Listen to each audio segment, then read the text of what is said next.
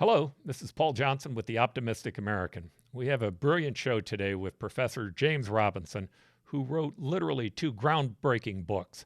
One is called Why Nations Fail, and the other is The Narrow Corridor. Now, these books are amazing books that tell you about why nations actually become successful and why others fail. They're two very internationally popular books, and these professors have worked in economies all around the world trying to understand them, to understand the differences that they make. Now, when I watch our show, I can go on YouTube at any time and just look at some of the posts. Some of the posts that you will find are unbelievably negative. I mean, they just think that the United States is crumbling, that we're going to fall apart, that it's not going to work. Well, one, that's not true. But this book puts scientific data behind that, and it explains to you why that's not so. It's incredibly optimistic about the United States and Western democracy and why it is that our economies are so successful. And the single focus of that, I will just give you a hint to, is the individual. There's nothing that our government ever did better, and we've done some wonderful things in government, including building bridges and dams and freeways, but it was prioritizing the individual over itself that made our government special. Now, we hope if you support this work that you'll subscribe. If you do subscribe, I promise you we won't send you a bunch of crazy emails. We won't give your names to other people, but it definitely helps us continue our work, and it's at no cost to you. Now, here we go with our show.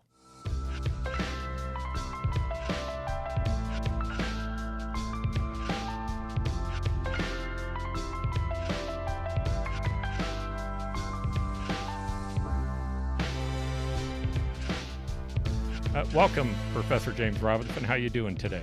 Very good, thank you. Well, thank you very much for coming on our show. And here's the first question that I'd like to ask you. I really do think that both of your books, the Why Nations Fail and The Narrow Corridor, are probably two of the most important books that anyone needs to read from an economic standpoint as well as a political standpoint. Now, I spent a long time in politics. I was mayor of Phoenix, 20 years ago or something like that. And I've been listening to the doomsayers for a long time. I've never seen it as intense as it is today. We just, on our comment posts on YouTube, you'll just see these people who have these incredible versions of how bad it is in the United States and how the country is going to fail. I know that you studied in your book, Why Nations Fail, you were also studying Why Nations Prosper. But, I remember the chapter on Venice and listening to some of the other portions of the book as well. In your study of Why Nations Fail, where do you think the United States is today? Well, I think the United States, the institutions in the United States are being challenged. But I think one of the things that we point out in the book is that that's not the first time. The institutions in the United States have been challenged lots of times. We talk about the robber barons in the 19th century, or we talk about Roosevelt's plan to pack the Supreme Court in the 1930s. So I think there's nothing new about that. I think, we make this distinction between societies with extractive and inclusive institutions. And in a society with inclusive institutions, there's always incentives to set that into reverse. You mentioned Venice. That's kind of one of the most interesting examples. That Venice might have been the most prosperous place in the world in the late Middle Ages, and everything went into reverse, and all the institutions that had generated that prosperity were dismantled, basically. So it can happen, it can happen. But I think that's rather unlikely in the United States. I think I think many things have been surprising in this country in the last 5 or 6 years. But I think one thing you've seen is that a lot of people are willing to stand up and fight for the institutions. They believe in the institutions, even at the expense of their own careers and jobs. They're willing to kind of put their money where their mouth is, and that's what makes this country work so well. That's not true in Argentina. That's not true in Colombia. It's not true in many parts of the world. So I'm still optimistic that, there's challenges, but also sometimes challenges are good. There's a lot of discontent in this country. I think like my main reading of the whole January 6th event, after President Trump lost the election, was gosh, we should understand better why all these people are so unhappy and why there's so much discontent in this country. So it's a wake-up call. One reading of it is it's a wake-up call to understand these people better and understand why they're so unhappy. So I think that's my basic take on it. Okay, so extractive and inclusive institutions as well as political systems. That it's a very simple concept, but it definitely needs some explaining. So, if you would you just give my you don't even need to make it brief. Help us have an understanding of what exactly that meant and why it's important. Yeah, so Why Nations Fail is trying to explain the enormous differences in prosperity you see in the world. I just came back on Saturday from 3 weeks doing research in Nigeria, and levels of prosperity in Nigeria are, perhaps, I don't know, 5% of what they are in the United States, or 2%, or, it depends how you adjust for living standards. But the fraction, the living standards of people in Nigeria is just awful. The roads are terrible. There's no electricity. There's no running water in large parts of the country. Basic kind of services and amenities that we all take for granted don't exist. So how is it that in the modern world today, you have societies that just differ so much in terms of living standards, prosperity, with all the consequences that has for people's health and longevity and standards of living? So that's what the book is about, trying to understand, both why that is today, but also historically, because the United States didn't become the United States 10 years ago, and Nigeria didn't become Nigeria 10 years ago either. That's a long historical process. So that's also part of the book. And what we argue is basically that's to do with the incentives in society, the rules that govern people's incentives and opportunities. That the difference between the United States and a place like Nigeria is, in the United States, you have what we call inclusive institutions, which are rules in the economy, first of all, that create broad-based incentives and opportunities. And Nigeria doesn't have that. Nigeria has the opposite, what we call extractive institutions. Extractive institutions, they may concentrate opportunities in the hands of some people. The richest man in Africa happens to be Nigerian, but most people don't get access to opportunities and don't have incentives at all. So inclusive and extractive, and why, let me dwell then, since you encouraged me, on why inclusive. Why do we use, I think that word inclusive is very important. We've known, for many decades, since the work of Robert Solow in the 1950s in economics, that what really drives prosperity, what drives economic growth, is innovation, new technologies, new ideas, entrepreneurship, creativity, all the things that make human society so exciting.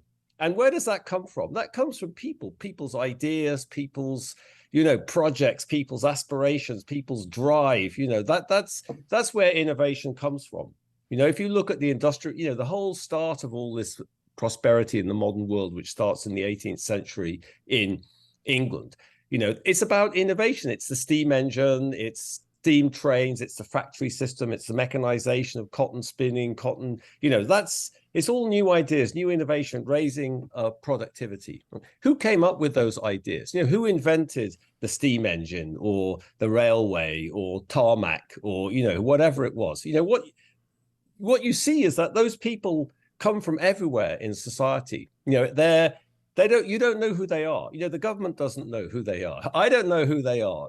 So what you need to be successful economically is a system of rules, a system of, what we call institutions, what social scientists called institutions, that create very broad-based incentives and opportunities. So all that talent can get to the top. So you can get a loan, so you can start a business, so you can have secure property rights, so you can invest and enjoy the fruits of your efforts and your investment. So that's what, and all that talent gets to the top. I always think, I worked a lot in Africa, for the last 25 years. And, one sentence version of like why Africa is like it is like wasted talent. No, it's like a two word version. It's like there's so much talent, and it's trapped. It can't flourish the way it can flourish in the United States. So that's this idea of inclusion. We need to include everybody, to give all these opportunities and for everybody, and incentives for everybody. And that's what you don't have in a place like Nigeria. Some people have great incentives if you have the right connections or whatever, but most people, they don't.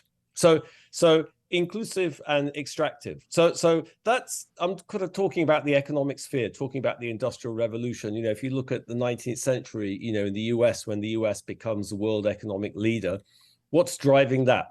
Innovation, entrepreneurship. You know, who's doing it? Individuals are, you know, people from all over the social spectrum. There's beautiful research on this by economic historians, like looking at, you know, where do innovators come from? Where do they come from? Who are they? Like, well, who were their parents? You know, just sort of looking at the sociology of innovation.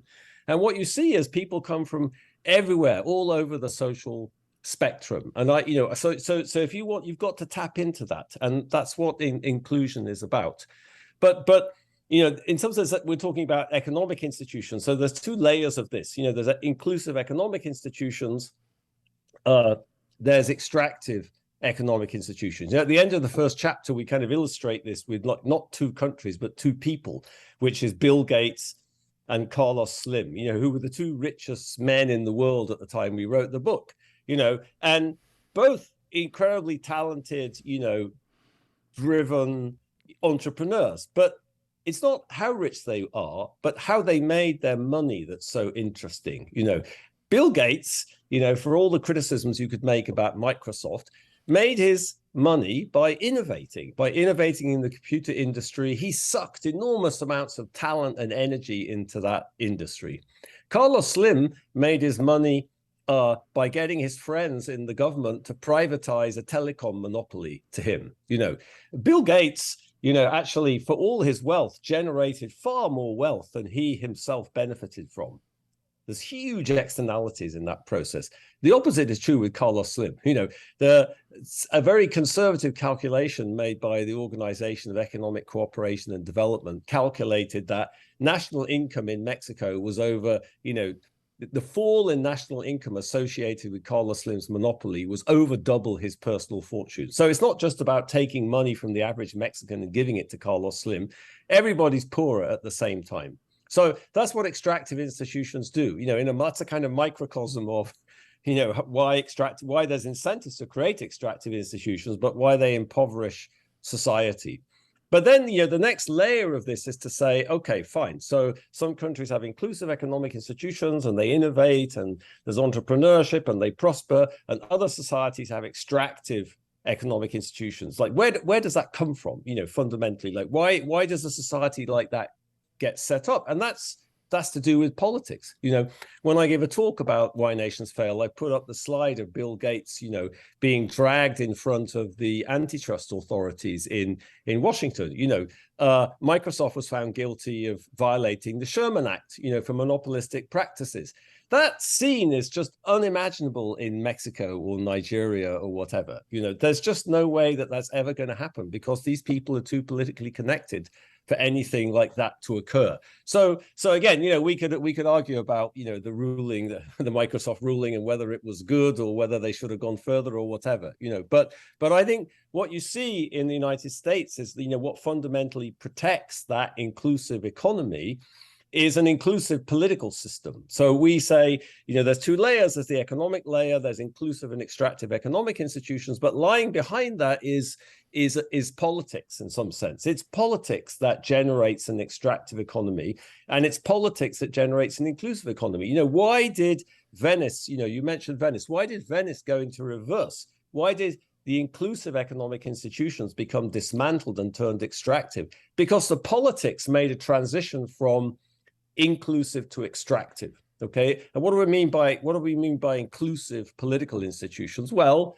broad-based political rights, accountability, you know, democracy, but also a state which is powerful enough to implement the law and the rules. So there's two dimensions to this. You need accountability, but you need the state capacity. You know, it's not just a matter of the laws. In Mexico, they have great antitrust laws. You know, I know who wrote them, but the state can't enforce them against Carlos Slim. Impossible.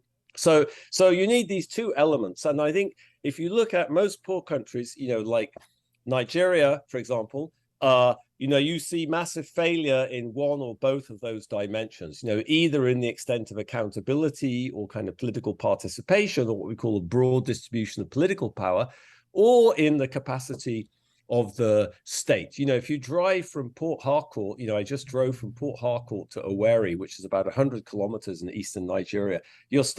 I was stopped 25 times by police and military who want bribes and kind of shaking down. It's just like such a palaver, my mother would have said. It's like you have to negotiate. It's like it's 100 kilometers, but it could take you all day because you have to negotiate with all these robbers, basically, and they're all working for the government.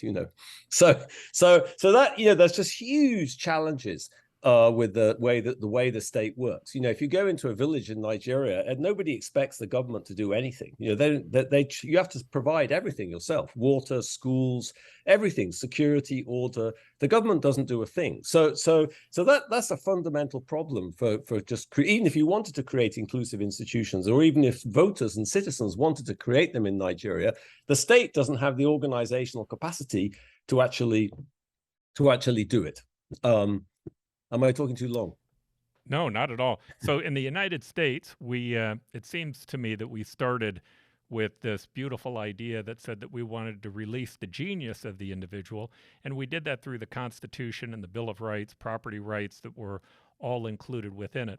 I know that you've given both talks, and I've read some on what you've spoken about on the patent industry, and maybe if you could talk a little bit about that, because I think that really points out how almost from the beginnings of our country, we put a focus on innovation. Yeah, I think that's a beautiful example of an inclusive institution. The patent, this whole issue of patents was you go back to the 17th century in England, the 1620s, there was contests over patents and kind of property rights for innovators. And at the time of the Constitution, as you say, that it was written in the Constitution, and the first patent board met in 1790. And it was so important that Thomas Jefferson was on it, like someone as important as Jefferson was on the patent board deciding, whose innovations should warranted a patent. So I think that shows like how important people understood this. And what's interesting about the patent, and actually those examples, the examples I gave you of who the social background of innovators in the 19th century US or 20th century, where does that information come from? It actually comes from patent data. So patents, if somebody files a patent, then you can trace who these people are, and historians have investigated these people's background. So I think what's interesting about the patent is, anyone could take out a patent, and everyone paid the same price for the patent, and the state protected your intellectual property rights. That creates, innovations. I was mentioning, with Bill Gates, that innovations, this is something that, Paul Romer emphasized a lot, who got the Nobel Prize for his work on kind of innovation and technical change, that ideas are just what economists call non-rivalrous things. I can have an idea and then you can have it and you can use it. And that doesn't cost me anything. It doesn't extinguish anything, or it's not like a cup of coffee. If I drink the cup of coffee, you can't drink the cup of coffee. But ideas aren't like that. But that's a problem for creating innovation, because it means that if I invent something, you can copy it without making effort. So patent plays a very important role in protecting my intellectual property rights and creating much better incentives, kind of aligning my personal incentives with the social incentives, for the incentives for society, in such a way as to encourage innovation. So I think the patent system was absolutely crucial in terms of stimulating innovation, and it still happens today. Like most of these people, Steve Jobs, everybody, Bill Gates, they have lots of patents. It's more complicated now because companies have patents, and it's more sort of institutionalized than it was in the 19th century. It's kind of cleaner. We can look at Edison, and Edison had over 1,000 patents. I think he was probably the world record patent holder, but everybody's still taking out patents. And I think, it's very well established in economics, the connection between patenting and innovation. And it's a brilliant example of an inclusive economic institution. Yeah, I think that Romer's book, wasn't it The Wealth and Knowledge of Nations? I think that was the name of his book, taken from a big part from Adam Smith, which, by the way, I read a lot of Adam Smith and a lot of what you all have written. But But one of the things that I find interesting, I love Ayn Rand, especially Fountainhead and Atlas Shrugged, and a series of books that she's written. But she was very antitrust. She thought that somehow or another that was taking something from the individual. Our antitrust laws, there's a great book called, I think, Titan, about Rockefeller, where it talks about the antitrust laws coming into place. Your work actually says that it seems to say that it was valuable because not only can government become extractive, but when corporations can begin to dominate or monopolize an industry like Carlos Slim has, they also can be extractive. I think that's right. I think that's what the facts are. I think, if you study developing countries, like Colombia, I work a lot in Colombia. I teach in Bogota every summer. In Colombia, all the strings are being pulled, by these, they're not as famous as Carlos Slim or other people, but they manage the political system, the economy. There's enormous barriers to entry, like they create enormous barriers to entry, barriers to innovation. I think markets are a great thing, but sometimes markets don't work, because people don't want them to work, and because they can block competition and they can block innovation because that's good for them. And I think, if people have the power, they can disrupt markets. So I think you do need antitrust to try. I think the data suggests, the evidence, historical evidence suggests that you do need antitrust to stop individuals dominating markets, to too large an extent, because that does block innovation and it does impede inclusion. Yeah, I remember one of the stories that I enjoyed listening to was the idea that we used to have 3 steel companies: U.S. Steel, Bethlehem Steel, I forget what the third one was, but somebody started making rebar and small smelters, and the big steel companies felt like wasn't such a big deal because it was a low margin product and they gave it up. But over time, as those small smelters kept eating into them, eventually it bankrupted the 3 big companies and they had to reorganize. But it was a creative destruction that was taking place and remaking the steel industry, making it more affordable, making our products cheaper. The analysis was done with China, where they had a large steel smelter company and someone went to go into business to make rebar and they put them in prison for the rest of their life. That becomes a very extractive policy. I'd love to know, China has certainly an extractive political sphere, but they seem to have a more inclusive economic one. I'd love to know your take on China, not only what you've seen that's been happening, but where you think they are.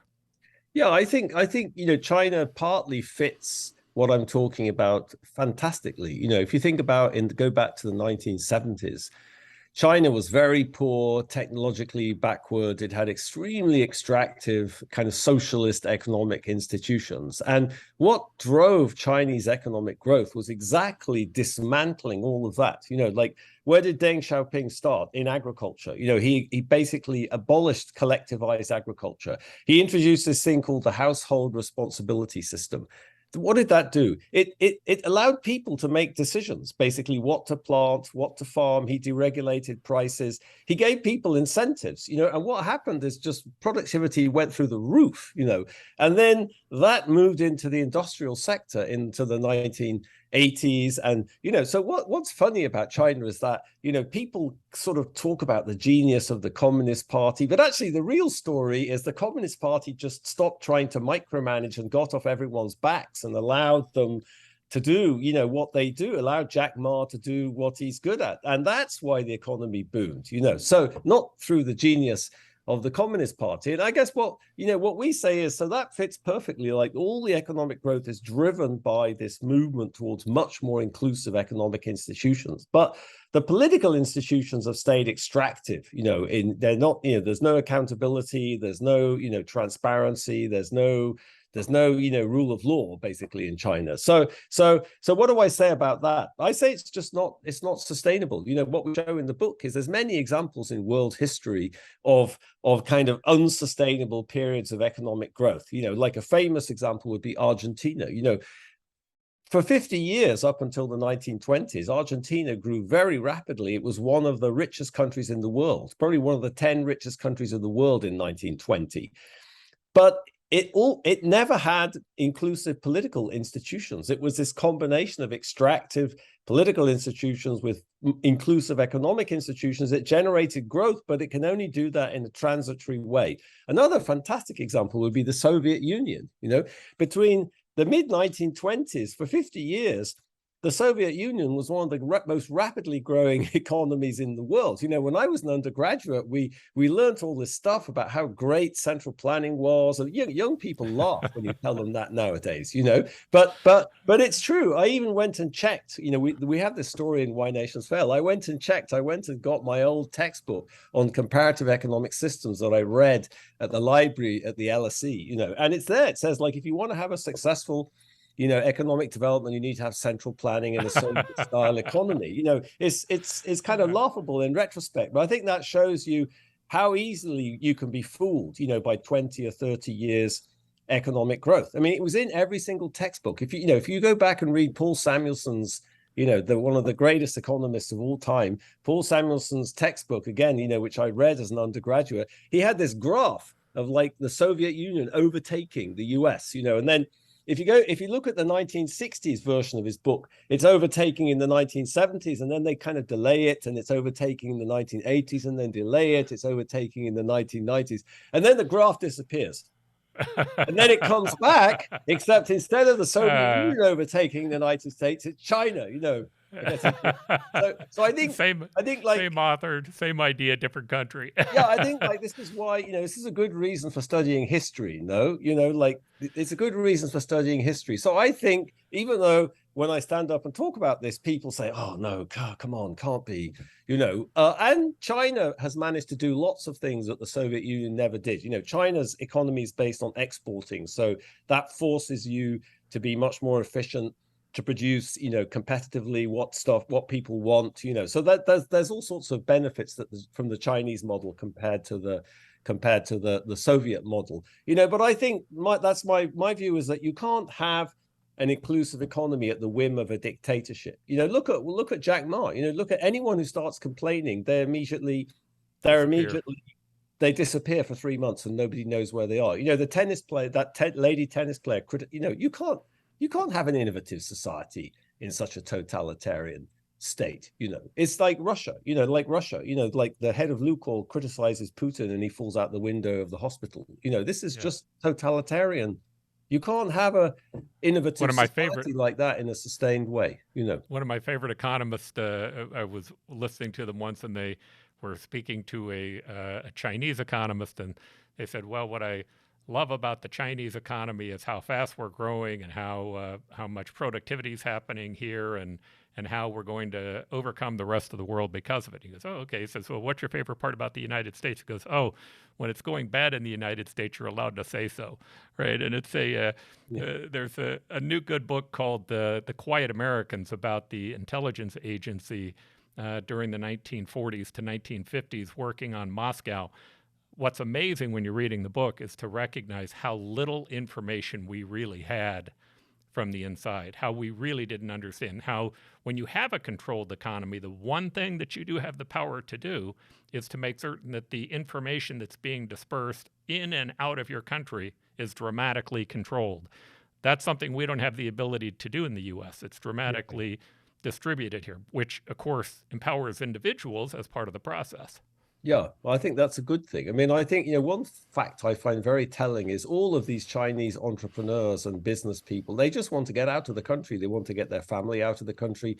They want to buy property out of the country. They all want, foreign passports, Canadian passports, Australian passports, whatever it is. Like, I think that tells you a lot about people's expectations about what's going to happen in the future in China. Yeah, of course you can grow fast. You have very low wages. You're just basically benefiting from all these innovations and ideas and technologies that were invented somewhere else, and you're just adopting them.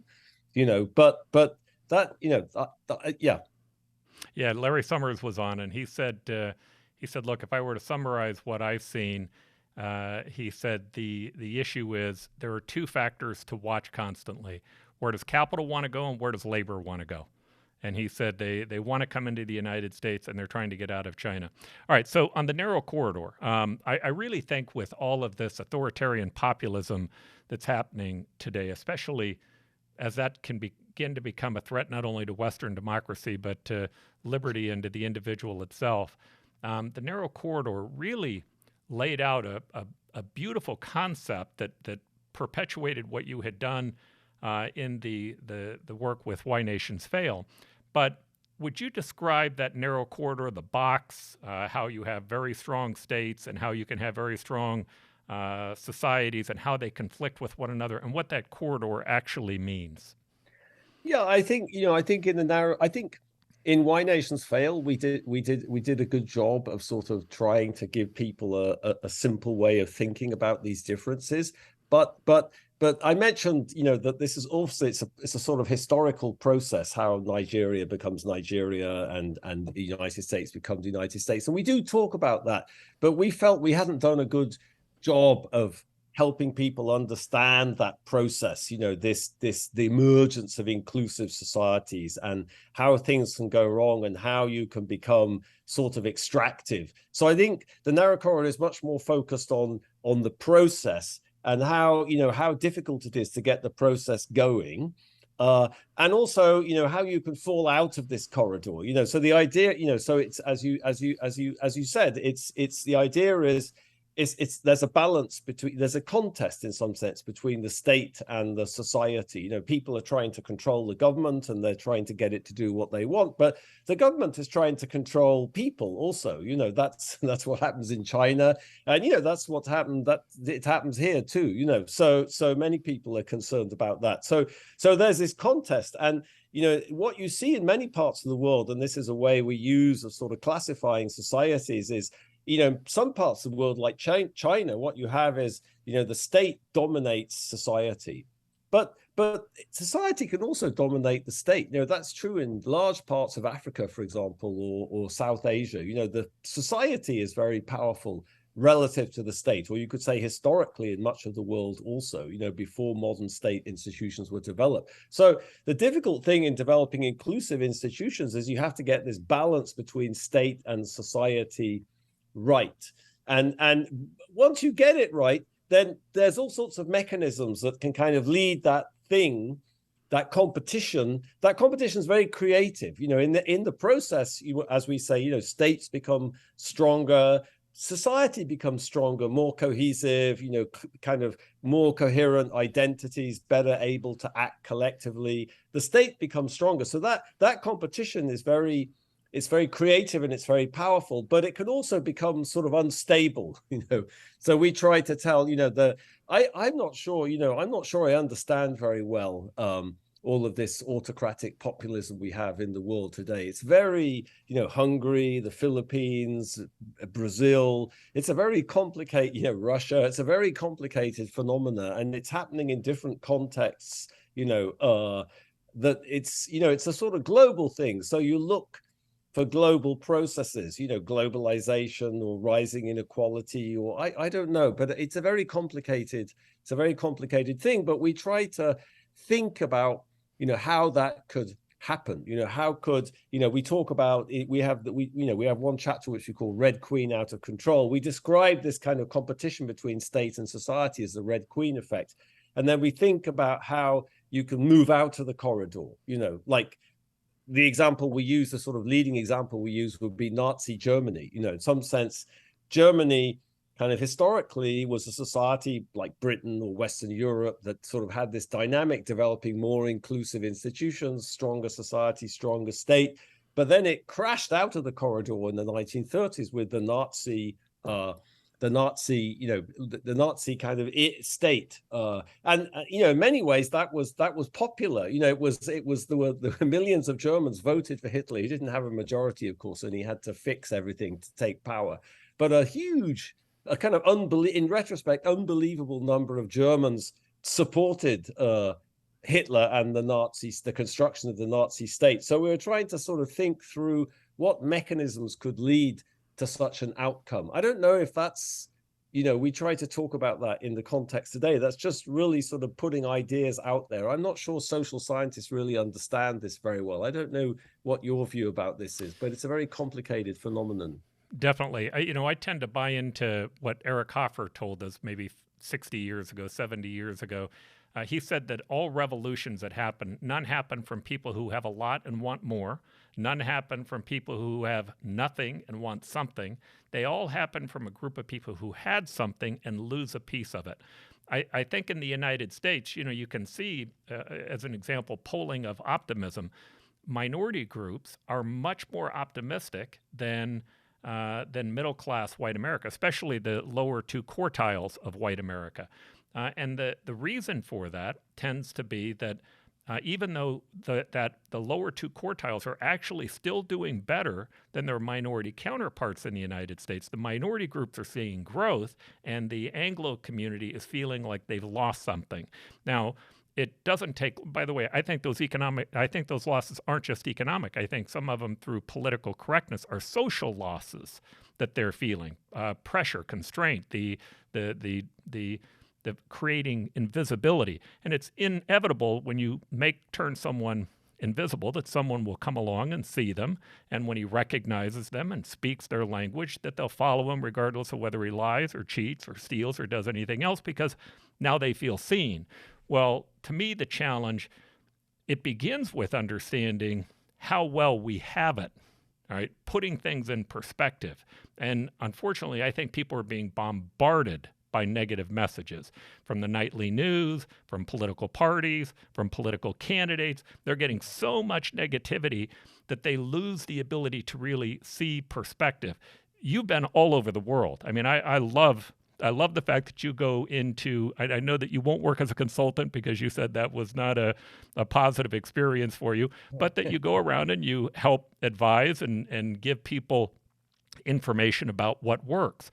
I also love your historical perspective. One of the things I can't remember if it was the last book or the first book, but you talked about in the 250 years, the changes that have happened between economies and how the rule of law, when it came about, actually had an effect on that. I'd love to hear you opine on that. Yeah. I mean, gosh, on what?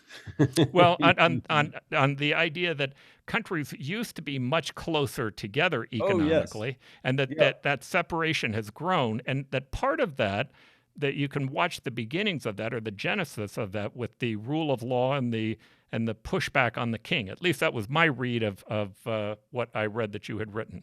No, I think that's right. I mean, if you're going to talk about the emergence of, we talked a little bit about the dynamics of extractive and inclusive institutions and how, Venice could become inclusive and then go extractive. But of course, the big picture in the world in the last 250 years is the other direction. Societies like, my own country, England, that were pretty extractive, and we give lots of examples, became much more inclusive, and that's our explanation for why the Industrial Revolution happens when it does and where it does. That especially in the 17th century, there was a lot of contestation over the organization of society politically and economically, and out of that, much more inclusive political institutions emerged, much more accountability, much more representation, a much more powerful central state with a modern fiscal system and bureaucracy. And that led to enormous inclusion in the economic sphere. So it opened up the economic sphere. So it's a sort of transition from extractive to inclusive. So you could say there that, the message is very optimistic in the sense that, 250 years ago, the differences in the, levels of income per capita between England and Nigeria, might have been 4 or 5, not 50 or 70.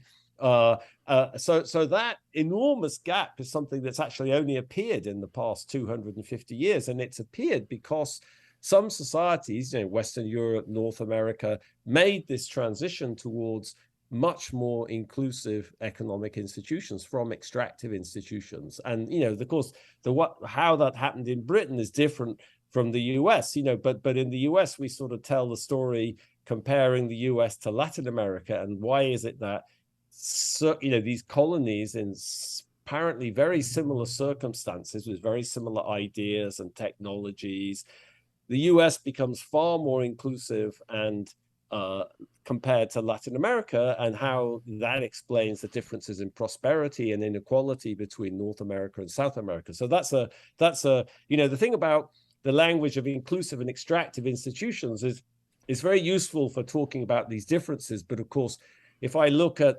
how a society goes from becoming extractive to inclusive, there's lots of different ways that could happen. The way that happened in the United States, in 17th century Virginia is different from the way that happened in, 17th century England, for example. There's different factors and different mechanisms at play, but yeah, these differences. So that's a very optimistic message, like all of this, incredible technology and prosperity in the world.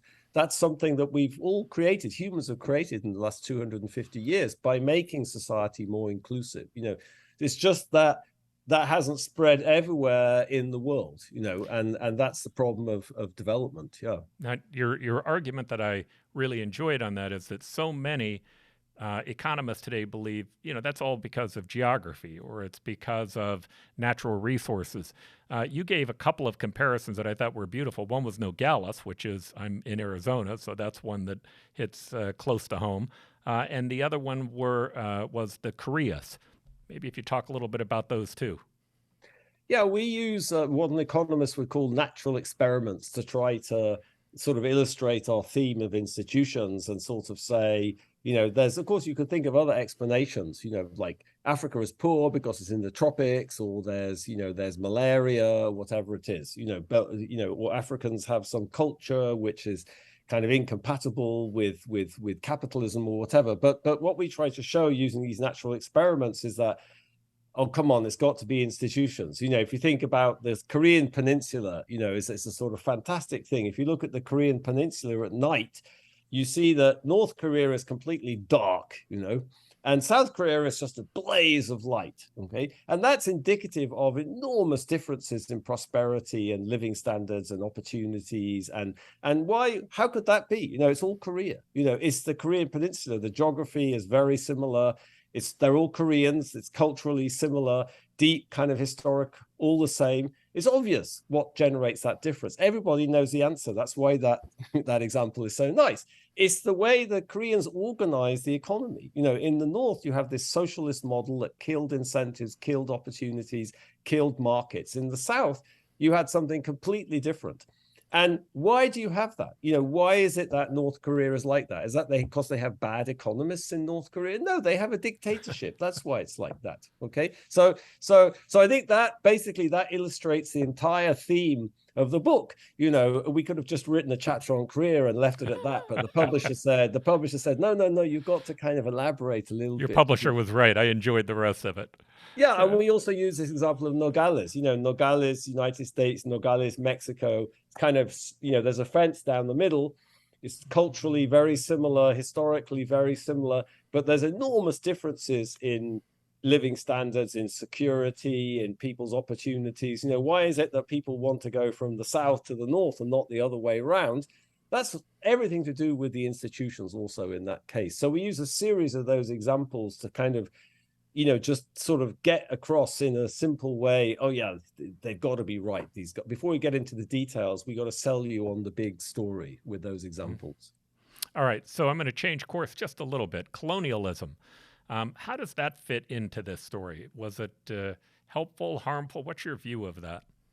Well, I think there's a lot of variation in colonialism. The United States was a colony, Australia and New Zealand were colonies. So I think, historians make this big distinction between settler colonies and non-settler colonies. I think what you see is that, European colonies, which could occupy spaces where there were very few indigenous people, and in particular, where you couldn't create a viable society by exploiting indigenous people, they developed, very different type of institutions, much more participatory, much more inclusive than places like, Mexico or Peru, where, or large parts of Africa, where you could basically build a colonial society by exploiting indigenous people. So I think, colonialism, if you look at former colonies, you have the entire world distribution of income within former colonies. So it's not colonial. I mean, of course, it's not colonialism per se, but colonialism did very different things in different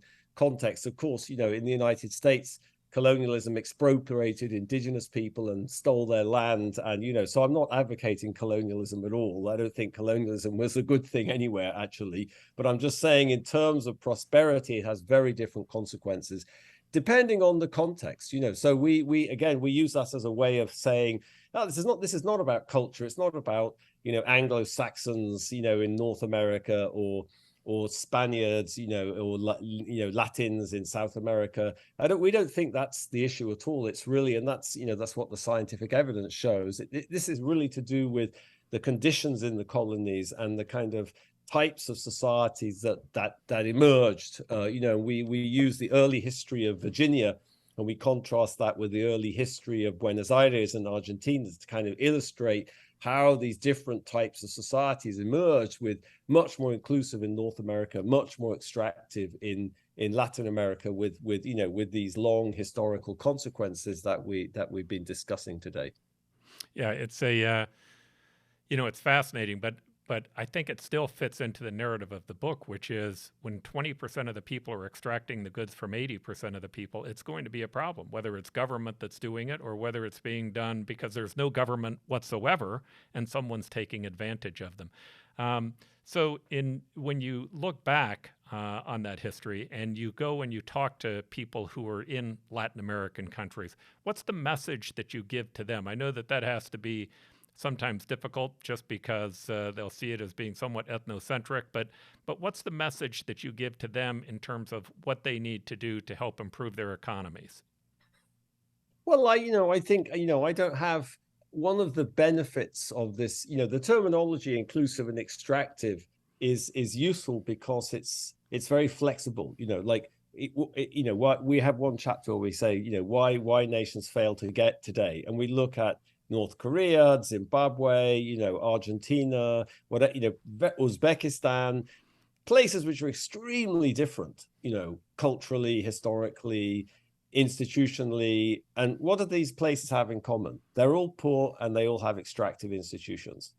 But, you know, when it comes to actually improving or changing something, then all the details become very important. All the details of, you know, all the details of the differences between the institutions in Uzbekistan and Zimbabwe become very important. So that's, you know, I think if you want to actually engage in such a way as to make constructive suggestions about how to make society more inclusive, then you need to have that kind of institutional knowledge, and you need to have a mastery of the institutional differences and the political context, you know.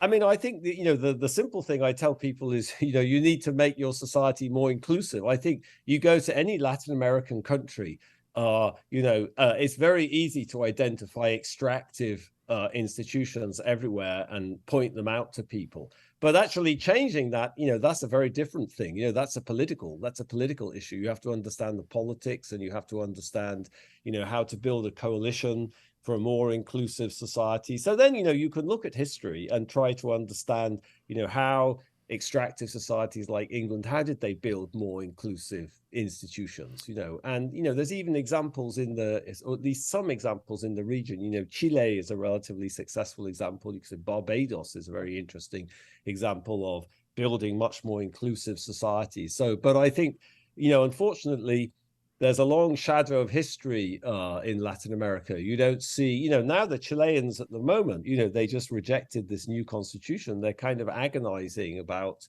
how to organize their society and try to reconcile these different interests. And so you know, so maybe you can see where Pinochet, you can see where Pinochet's strength may have helped in that to help bring apart inclusive policies. Fascinating enough, because he was considered to be, and probably was, somebody who was very much an authoritarian. I find that to be a fascinating dichotomy.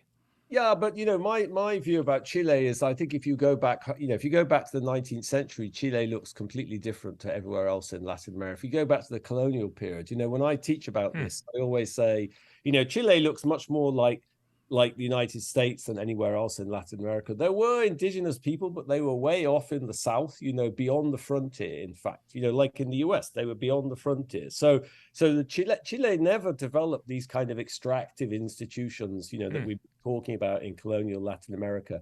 You see much more participation, political participation in the colonial period. The 19th century, they have the best state, they build the most railway, have the most effective military, they steal the Bolivians' coast. There's a controversial issue for you in Bolivia, at least.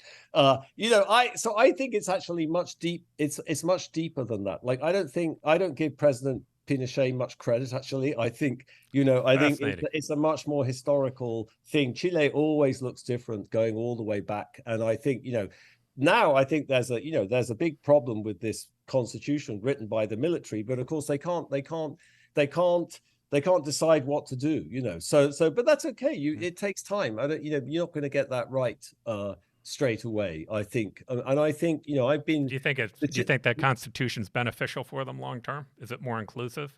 I think it's just not legitimate. That's the problem. Okay. Whether particular parts of it are kind of good for the economy or not, I think that's not the issue here. I think it's much more kind of visceral and symbolic about the kind of getting over the kind of getting. That was a very traumatic period. I mean, my wife has done a lot of research in Chile, and she did a dissertation in Chile. So I spent quite a lot of time there, and it's a very, very traumatic period, and they're still recovering from that, the Chileans. And after the transition, there was a lot of like, let's not talk about it, because if we talk about it, something terrible is going to happen. So they kind of repressed it for a long time, and now it's all sort of coming out, and I think that's probably pretty healthy. I mean, British people would never do that, it's not a British thing, repress everything in Britain, but the Latins, I think it's pretty healthy, and I think something good can come out of it. And so I'm not, and we could argue about different bits and pieces of it, about whether we thought this was a good idea or not.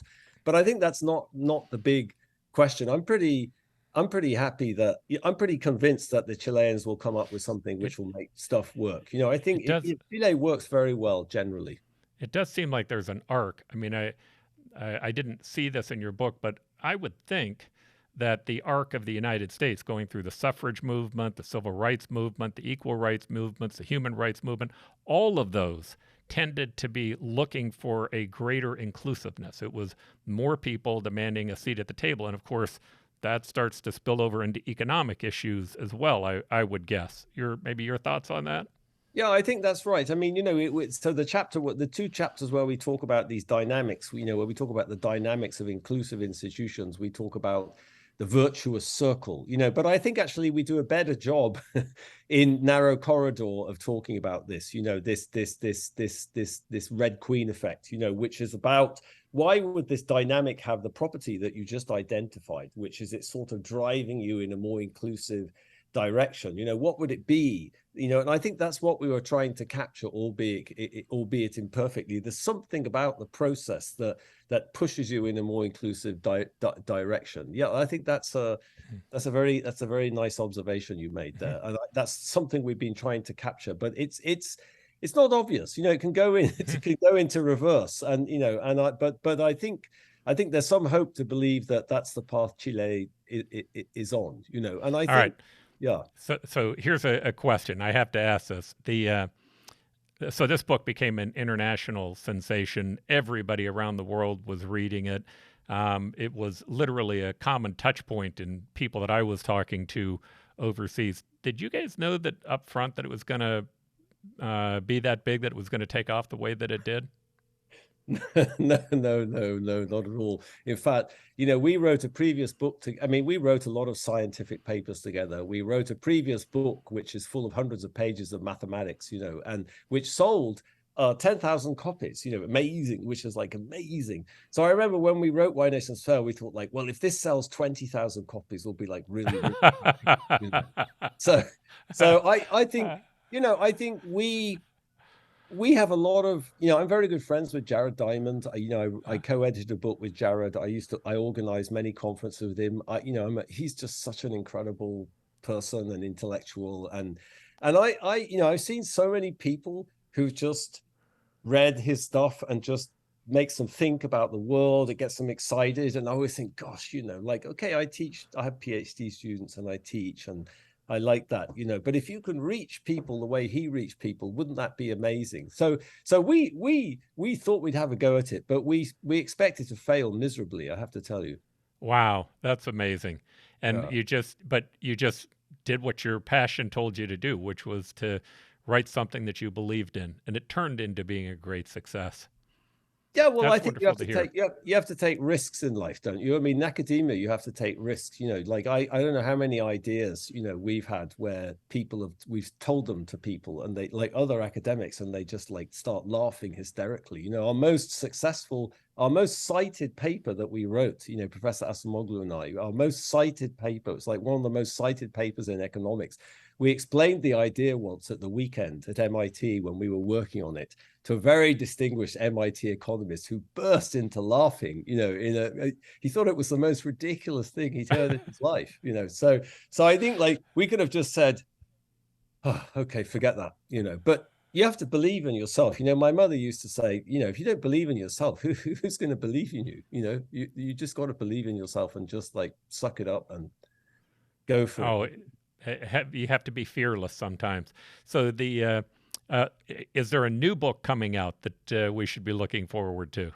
We're not coming out. We're talking about it. We're talking about it. I gave a talk at Harvard in the spring, which we're talking about it. We have a lot of work to do, though. Yeah, we have a lot of work to do. What would the concept be on, if you could share that with us?